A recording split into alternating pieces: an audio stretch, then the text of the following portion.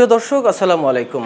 আমরা আজ কথা বলবো, আমাদের সাথে আজকে যিনি আমাদের সাথে যুক্ত হয়েছেন তিনি বাংলাদেশের রাজনীতিতে এক পরিচিত মুখ এবং বাংলাদেশের গণতন্ত্র পুনরুদ্ধারে যার নাম রাজনীতি এবং গণতন্ত্রের সাথে অঙ্গাঙ্গিভাবে জড়িত, সদ্য ঘোষিত বিএনপির ভারপ্রাপ্ত মহাসচিব জনাব অ্যাডভোকেট রুহুল কবির রিজভী সাহেবের সাথে দলের এই সিদ্ধান্তের পরে আপনার একটু অনুভূতিটা একটু জানতে চাই। আমি রাজনীতি করি, রাজনীতি হচ্ছে, আমি মনে করি এটা হচ্ছে খুব উচ্চতর একটা শিল্প, এটা একটা উচ্চতর শিল্পকলা। তো এখানে একটা পদ পদবি হচ্ছে যে ম্যাটার করে তা না। আমি রাজনীতি করি, আমার যে যখন যে জায়গায় আমার পদ থাকবে সেটা দিয়েই আমি মানে আমার যে আর্ট, আমার যে শিল্পকলা প্রদর্শন করার সক্ষমতা, সেটা আমি প্রকাশ করব। মানুষ দেখবে আমার বিহেভিয়ার, মানুষ দেখবে যে আমি বিএনপির যে রাজনৈতিক দর্শন সেটা কত সুচারুভাবে বিশ্লেষণ করতে পারি, সেটা কতটুকু তুলে ধরতে পারি। তো এগুলো দিয়েই তো একজন রাজনীতিবিদকে মানুষ বিবেচনা করবে, তার পদ কত বড় এইটা দিয়ে তো মানুষ বিবেচনা করবে না। এবং দেশের প্রশ্নে সর্বোপরি হচ্ছে দলের চাইতে দেশ বড়।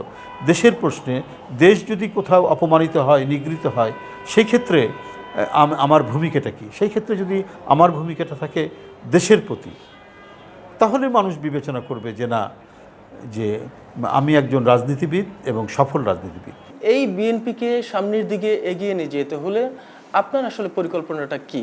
কারণ আপনি এখনো বড় দায়িত্বে রয়েছেন। সংগঠন তখনই শক্তিশালী হয় যখন সংগঠনের মধ্যে রেগুলার কমিটি, একটা মেয়াদের পর নতুন কমিটি আসে, নতুন কমিটি দেওয়া হয়, নতুন ব্লাড রক্ত এখানে সঞ্চালিত হয় সংগঠনের মধ্যে, নতুন নেতৃত্ব আসে, তারা আবার নতুনভাবে মানে সংগঠনকে ঢেলে সাজায়। সাংগঠনিক কর্মকাণ্ডগুলো অব্যাহত আছে। আপনি জানেন যে প্রতি সপ্তাহে প্রধানমন্ত্রী এবং আমাদের বিএনপি চেয়ারম্যান তিনি বিভিন্ন জেলার সাথে বসছেন, এমনকি তৃণমূলের সাথে বসছেন আগামী দিনের স্থানীয় সংসদ নির্বাচন নিয়ে, সাংগঠনিক বিভিন্ন বিষয় নিয়ে, এগুলো নিয়ে তিনি করছেন, মানে মত বিনিময় করছেন।